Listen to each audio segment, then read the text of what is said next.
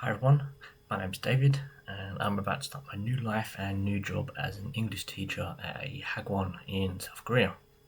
So this is a very exciting change for me and I wanted to start documenting my journey and some of the things that I'll be getting up to when I'm there. I've never done videos like this before, so I apologise in advance for how rough these videos will feel. Okay, so why did I pick South Korea? Well, I've liked Korea for many years now, and I visited Seoul in May of 2023. And this allowed me to explore around and to meet up with some friends that I have here. The time that I spent there was just absolutely wonderful, and I had a really good time. And when I was there, I was viewing the country not as someone on vacation, but as someone wanting to move there. So I was looking at things in a different way. So I won't go into all the like small details of what I was looking for, but suffice to say, I found South Korea to be almost everything that I've wanted for a place to live and work.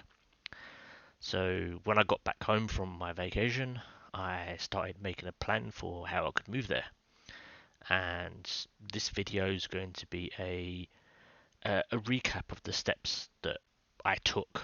So if anyone else is thinking of doing the same, then this may help you in that process as well. So, how do you find a Hagwon job?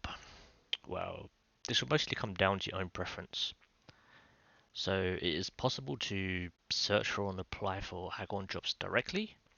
You could do a search for career Hagwon jobs in any search engine and you'll find results leading to various job boards that you can search through. Um, if you already know someone in Korea who is teaching English, then you can ask them about any potential job openings that they may know about. This is a good way for getting your foot in the door with a already known good school. And another alternative is to go through a recruiter. Uh, these may have their own job boards or work directly with some more like a curated list of Hagwons that they know are looking for new applications. Um, I would like to say that it's a bit easier going through a recruiter, as they'll be able to guide you through the process and be able to provide further assistance.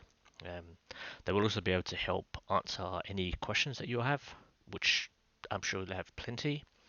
Um, as chances are high that someone else will have already asked those questions before, so they'll have quite a few answers available. So once you've found a job and you applied for it and interviewed and been successful, you will need to move on to the next step, which is getting your visa issuance number. This is a number that uh, will be provided by the Korean side and will be used uh, for applying for your actual visa grant notice. So the steps for this may change, but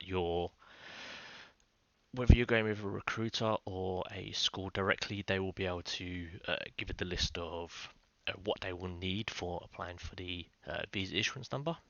So the things that I needed was first, you must be a citizen of either Australia, Canada, Ireland, New Zealand, United Kingdom, United States, or South Africa.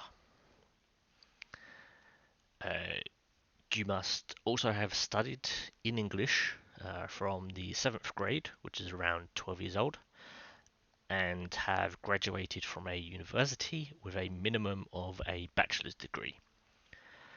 This degree could be in teaching, in which case, great, as you won't need anything else. But if the degree is in a non-teaching field, then you'll also need to do a TEFL course, which is teaching English as a foreign language. Um,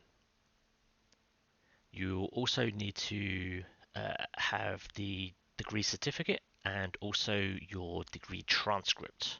Um, you will need to check if the transcript needs to be a sealed copy. Um, so a sealed transcript means that the university will put the documents inside an envelope with some security seal on it so that your employer will know that the transcript hasn't been tampered with in any way. If you need to send a sealed transcript, then obviously do not open it once you receive it. Otherwise, it makes the documents invalid, and then you'll need to get them again, which just wastes time. Luckily for me, my school didn't need a sealed transcript, which is actually great, as my university didn't send my transcript to me sealed, even though I did request that. So I just needed the piece of paper with the transcript on it, and they accepted that. Next, you will need to pass a TEFL course that is at least 100 hours of study. So TEFL courses are usually available as both an online course and in-person classroom courses. So both are acceptable. So do whichever one you want to really, and one that fits within your budget. In-person classroom courses usually are more intense as they run as like a full-time course. So like 120-hour TEFL course will take you around 3 weeks of solid, like 8 hours a day, 5 days a week study. An online course can be done in your own time usually. So this could be an hour or two a day, or you could do it more intense, like 3 or 4 or more if you wish to, if you can handle that amount of study. Um, Online courses usually have a time limit of around 6 months though, so you'll need to plan that accordingly, as you'll need to have completed the course by the time you're applying for your visa issuance number, because obviously you'll need the certificate to be able to send off. Uh, yeah, so once you've passed your course, you need to wait for the certificate, as you'll need to send a photocopy of the certificate. Um, Next, you'll need a criminal background check. So if you're from the US, then you'll need to get an FBI background check. If you're from Canada, then it's an RCMP background check. And if you're from the UK, then you can get a basic DBS check. Unfortunately, I don't know what other countries will need, but you'll obviously be able to check those. Yeah, so please check your relevant authority on what is required for the applications of those, as the documentation or identification for them to process the criminal background check may differ. You will need to plan accordingly for getting this, as the criminal background check is only valid for 6 months from when it is issued. So you will probably want to hold off getting it until you're ready to start applying for jobs, otherwise it will run out. You'll also need to factor in how long it will take for the certificate to get to you, as some cases it can be 2 to 4 weeks, or potentially even longer if there's further checks that need to be performed. You'll need to get a copy of the degree certificate, as the copy and the original criminal background check need to be notarized and apostilled. So the notarization is a lawyer or a solicitor confirming that the document is valid and can be relied upon. And the apostle is an official government issued certificate that is attached to the document. And this confirms the authenticity of the documents and signatures on it. So this process allows Korea to trust the documents without needing further proof. Make sure you don't send the original degree certificate here, a copy, is all that's needed, as Korea won't return the documents. So the criminal background check needs to be the original document, and that will be notarized and apostilled. But that's fine, it's only valid for 6 months anyway, so you don't need to get it returned. Yeah, you'll also need to prepare a letter of recommendation. So this would be from your manager or a past manager, and it would need to be on an official company letterhead with a contact phone number and an email address, pretty much just saying how great of an employee you are. So this should include details such as your full name, the time period of which they were your manager, a brief detail of the hours per week that you worked, um, some relevant work tasks that would make you stand out as a teacher, and the date that this letter is issued. I believe that the letter can be issued within the last 2 years, so if you already have one, then that should be suitable, although you probably won't have one of these lying around, so you'll most likely be getting a newly issued letter of recommendation. The letter of recommendation needs to be signed with an ink signature, so whoever you're using as your reference will need to print the letter, sign it, and then send it to you. So this slightly complicates things, but you can help out by providing your reference with all of the relevant details that need to go into the letter, making it easy for them to complete.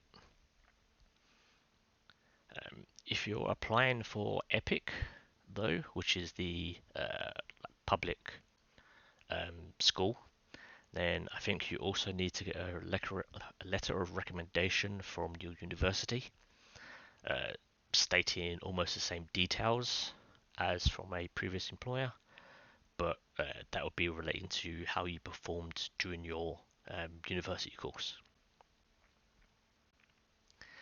And when you send these documents to Korea for your visa issuance number, you'll also need to send a copy of your resume, a copy of your passport information page, signed copies of your contracts, so your school or recruiter will send those to you. You'll need to print and then sign and date them. You also need some passport size photos. I just sent 4 because that's what the machine gave me, and if they only needed less, then great, they can just get rid of the other ones.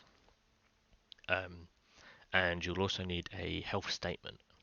So this is a document that the school or recruiter will send to you, and you just have to say that you're in good health. So those are the main documents that you will need for the visa issuance number. The recruiter or school may need other documents, so you'd need to check with them first before sending things off, but this was the list of what I needed to send. Once you have all of the required documents, you'll need to send these either directly to your school or to your recruiter, depending on what they say. And if it's to the recruiter, then they would send the documents onto your school, who will then apply for the visa issuance number. Even though it's a bit more expensive, it's better to send them through a reputable courier service such as FedEx or UPS, as you'll then be able to track your documents, where they're going, and have a bit more peace of mind. Once the school has your documents, they will go to the visa application place and apply for your visa issuance number. So, as I mentioned before, this number is used in the next part of the visa application process, and the time frame for getting the visa issuance number can vary. all know it's around 2 weeks on average. Um, this may be longer if you're playing one of the Epic intake times, as there'll obviously be more applications happening then, and it may take longer if you apply around a national holiday or several days of national holidays, as um, the offices will be closed then. During the wait for this visa issuance number, you can move on to preparing some of the documents that will be needed for the second part of the visa application. You obviously can't complete them all, but you can start to fill out some of the information. So for the next part of the visa application, there will be a few required documents that are needed. The full list can be found on the website in the top corner. So I must put a disclaimer here um, that the requirements may change at any time. So you'll always want to check what they are first, and also the information I'm presenting here is for the European and UK applications, because this visa for Korea.eu website is obviously only for the UK and Europe. So if you're in the US or one of the other countries, then you would need to contact your nearest Korean consulate office for their full details.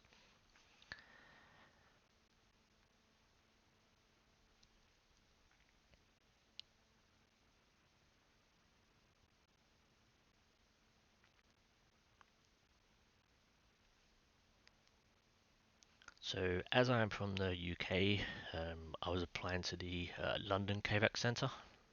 Um, I believe that the documents and the process is the same for the other KVAC centres available, although the visa cost will differ depending on your country.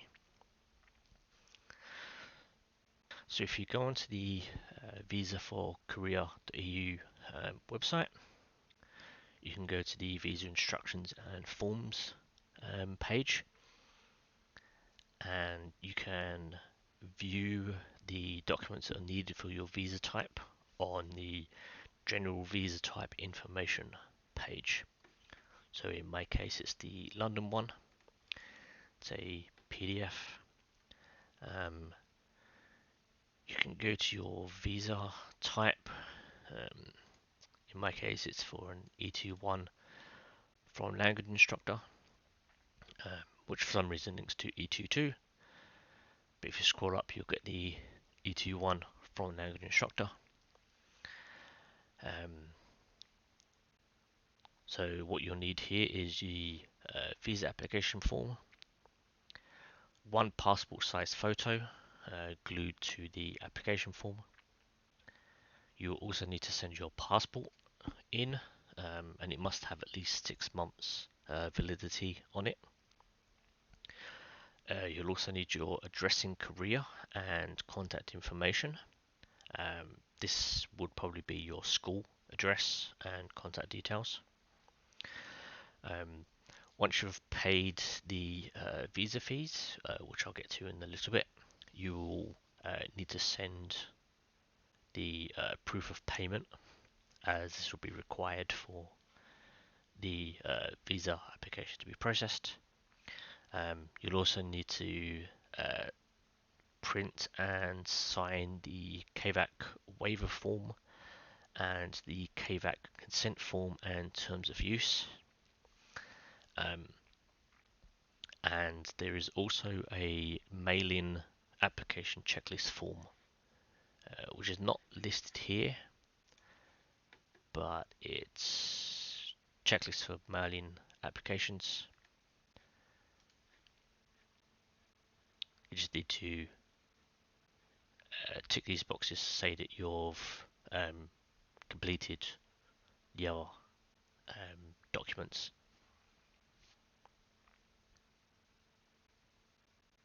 So the application form and waiver form and consent form are linked to in the visa general visa type information PDF.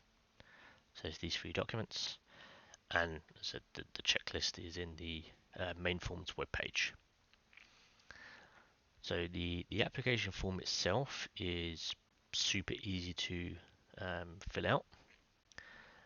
There's 22 boxes for different bits of your information, and then your signature and date.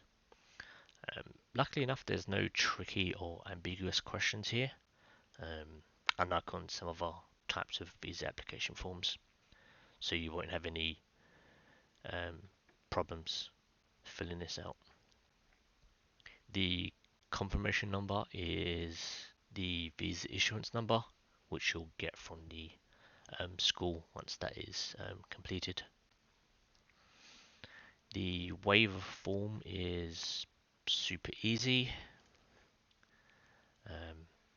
You just put in your name, the name of the KVAC centre, in my case it was London, and then you fill in your address for where you want your passport and the visa grant notice to be sent to once it's completed. So this would be in these boxes, and then you sign and date it. So you don't need to include a stamped self-addressed envelope for this. Instead, they will use the details that you provide here, and they'll print it off and stick it to a envelope and get that sent to you. The postage is covered by the courier fee. The return service is optional. Now you can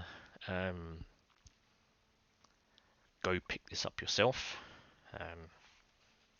That's why it says it's optional. But you'll need to make a trip to the KVAC Centre to do that, which just might not be feasible. So it would be easy. It's probably easier to just pay the courier fee and have it sent to you. The consent form it needs to be filled out with your details at the bottom. You fill the name of the KVAC centre that you're mailing your stuff to, and then fill in your details down here. So the consent form is just required for the KVAC Centre to use and process your data for the visa application. The consent form and waiver forms can be filled out before you get the visa issuance number. Just leave the date boxes blank until you have the number, so that you put the same date on all of the forms. The application form can also be mostly filled out with all of your details, and then once you get the visa issuance number, you can just fill that in the box and date it as well. For the signature, you'll need to print the signature and then sign the signature. So before sending your documents to the KVAC Centre, you need to pay the visa fees. So I should state that visa fees can change every 6 months, so you'll want to check the most up-to-date visa fees on the website address in the top right corner.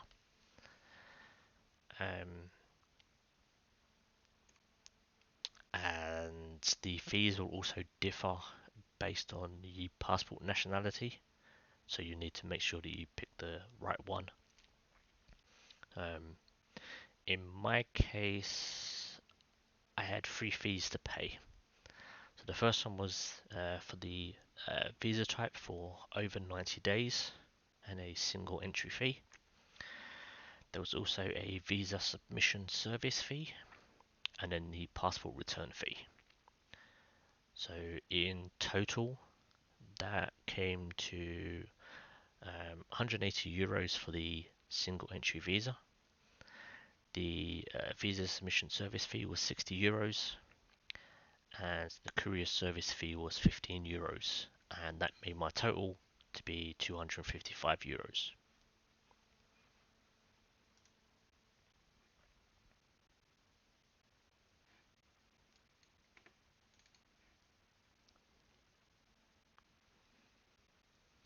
So you can see the visa fees on this page. So these current fees started at the beginning of this year and valid to halfway through this year, and they may potentially change after June 29th. So you can see your nationality down here, and then the what fee you need to pay. The payment will be done to the KVAC bank in Germany,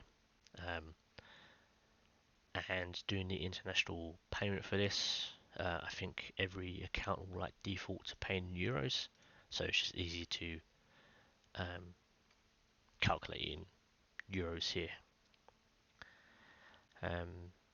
So you may ask, why not a multiple entry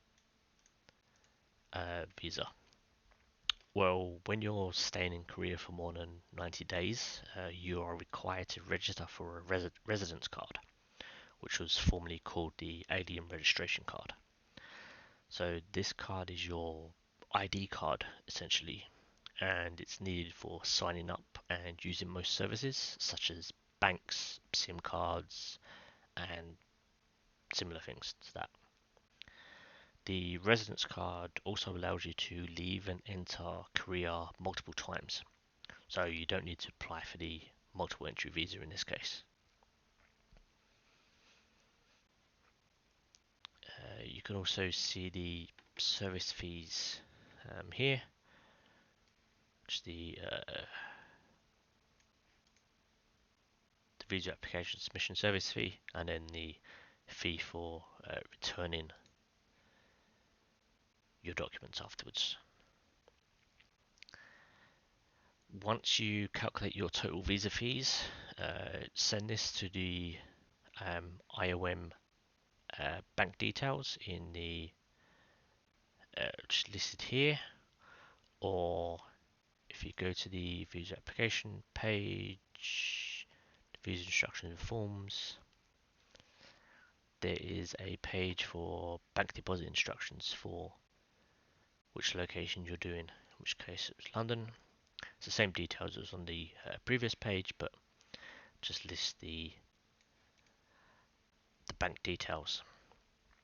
So this would be a international payment through SWIFT. So please make sure that your account that you're sending the money from supports sending international payments through SWIFT. When you're doing a payment, there should be a box for entering some details or a comment on the payment, and there is where you'll need to specify that it is for the KVAC fees, and then put in your passport number and your name in the box so that the payment can be linked back to you. Then once your payment is cleared, this may take a little while. For me, it took an hour before the payment status changed from pending to paid. Once it's cleared, you'll need to save proof of this, because you need to send proof of payment with your application. I was able to just log into my internet banking and filter down to my most recent transactions for that day. And as it was the only transaction that I made, it was just nice and easy to save that one transaction as a PDF rather than needing to send details of like a whole month's worth of transactions, which is not required. So this payment didn't include any identification number of the transaction, but it just said it was paid to the IOM account, like the name of the uh, bank that you put in, and that was all that was required. So after you've got your proof of payment, you need to email this to the KVAC team, along with some identifying details. So this will be your full name, your nationality, what visa type you're applying for, the duration of stay, the number of entries, and then details of any additional services required, like such as translation. In my email, I also included the full amount that I had paid, and also listed it broken down as the individual parts, so just to be safe. When you're sending the email, your subject line will need to be of this type or this format. So it'll be your name, as in like your surname, and then comma, and then your first name and any middle names to match the same as what's on your passport, and then follow it with a slash, forward slash, and then the visa type. So it'd be like E-2-1, another forward slash, and then proof of payment. And then again, this just tells you what to put in the body of the email. So this document is the how to apply for a visa document linked here. I know it can be a bit confusing with different looking information in like 3 different documents, but if you follow this one, it's exactly the same as what I did, and I had no issues with my application. So after you've sent this email with your proof of payment, you'll need to wait a few days before sending your documents on. So as the site suggests here, wait 2 to 3 days from when you make the payment before sending your documents. If you're not using a next day delivery service, then you can probably send your documents straight away, as they'll probably take a few days to arrive. In my case, I was paying my fees on a Thursday. I completed my forms on that day as well, and then on the Friday I went to the post office and used next day delivery, and because it was going to a business address, it wouldn't be delivered on Saturday, and it would be delivered on Monday, which was obviously the 2 to 3 days. After your documents have been received by the KVAC Centre, they will start to process your application. So you'll get an automated email reply when you submit your proof of payment, and that states to use it as proof that they've received it.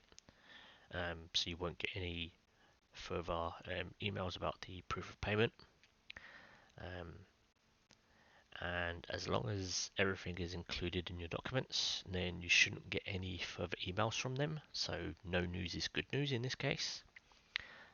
However, if anything is missing or potentially incomplete, then they will send you an email asking you to submit the missing or incomplete documents again before they can start to process your visa.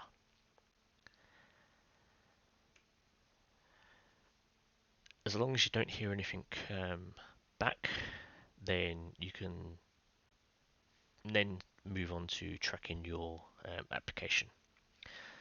So this is done online using this website in the top corner. If you go to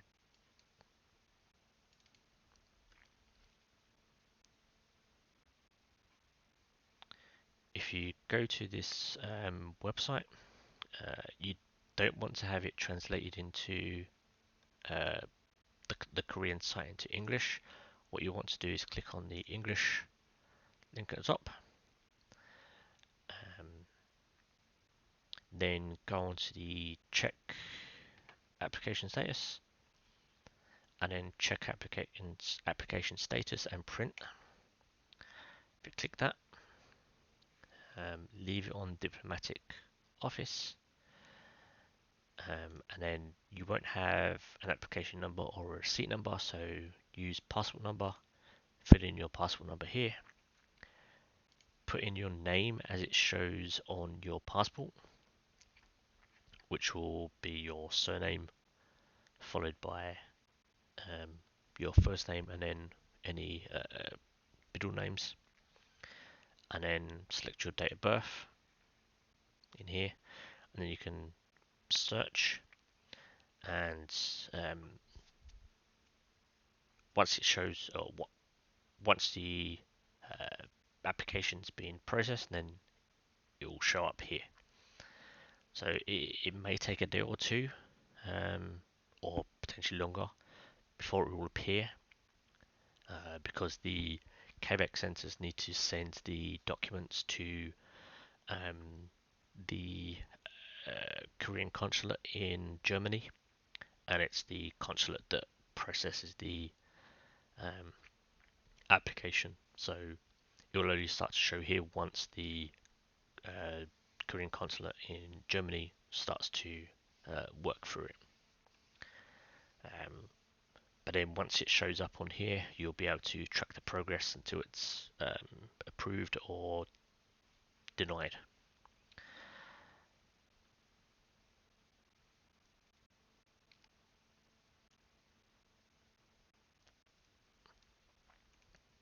So although they state that it can take 2 to 3 weeks for applications to be processed, and if you read other people's stories online, then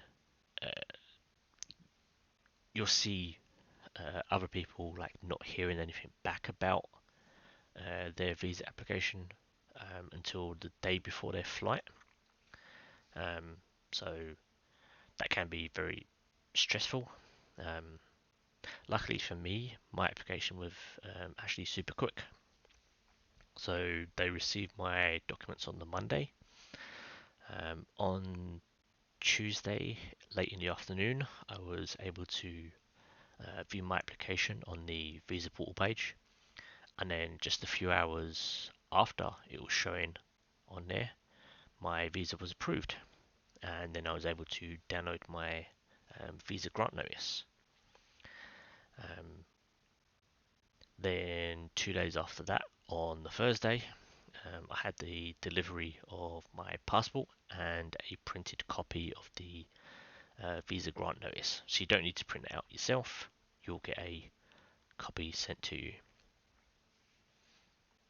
So I was expecting at least a week and a half minimum, judging by some of the stories that had recently been posted on Reddit at the time. So I was super shocked it only took 4 days in total. I guess it's because I was doing my application at the beginning of March, so I was doing it a little after most of the EPIC applications had been processed, as the school term started in the first week of March, so they would have been working through the backlog of teachers that were applying for that. So once you have your visa grant notice, you need to use it within 3 months of it being issued. By using, I mean you need to enter Korea. within 3 months. So you need to time your application for your visa grant notice accordingly. This just means that you can't apply at the beginning of the year when you're not going to be moving until the end of the year. In my case, my visa grant notice was issued on 12th of March, and I'm due to move to Korea at the start of May, so it's just under 2 months after it was issued. The visa grant notice then gives you 13 months of stay. That starts from when you arrive in Korea, and this will give you enough time to arrive in Korea a little before your contract starts, so that you can recover from jet lag and move into your apartment and get ready for your new life. So I am currently recording this video guide one day before my flight leaves. So I'm getting super excited to get started on the next chapter of my life. And if you're also thinking about becoming an English teacher at Hagwon, then I hope that this walkthrough helps alleviate any concerns or fears that you may have about the process. I know that when I was starting the process, I ended up getting information overload, essentially, as I was looking at so many different websites and reading so many different bits of conflicting information, some of it too old and not relevant anymore. But once I actually started the process, I went through a recruiter rather than direct or through contacts. So I found the whole process was actually a lot easier than I thought it was going to be. So I was essentially stressing myself out over nothing. And then using the recruiter obviously helped with any additional questions that I had, and they were able to like tell me what needed to go into like the letter of recommendation, how to fill out the forms correctly, and just holding my hand through the whole process. And as long as I don't forget, I'm planning to do some follow-up videos to this. So hopefully this video will be the start of a new series. So the videos that I have planned will be on like how I'm finding life in Korea, how the job is going, what a typical work week looks like, what happens in the classes, and things like that. This is like all information that I actually haven't been able to find personally myself, or only tidbits here and there rather than everything from like the same person. I also plan to do quite a bit of hiking and cycling, so I will probably be recording those videos as well and be posting them. So I hope you found this video insightful and helpful if you're also going to go through this process. So please let me know if you are applying for a Hagwon and how everything gets on with you. And I will see you in the next video. Take care. Bye bye.